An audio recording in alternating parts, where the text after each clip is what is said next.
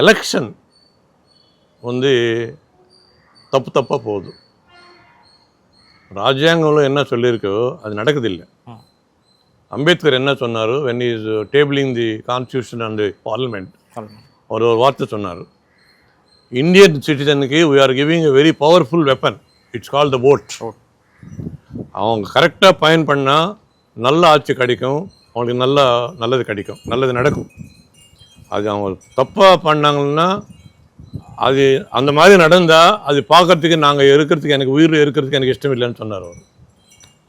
I don't want to live to see that kind of happening. That is the spirit with which the constitution was written. But now you know how it is happening. Money is playing a major role. And ஒரு நல்ல ஒரு நான் ஒரு contest பண்ணணுன்னா முடியாமல் ஒரு சூழ்நிலை இருக்குது.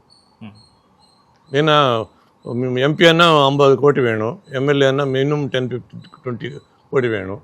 இது பண்ணால் அப்போ என் மனசு எப்படி இருக்கும், அது எப்படி ரிகவர் பண்ணுறதுன்னு ஏதாவது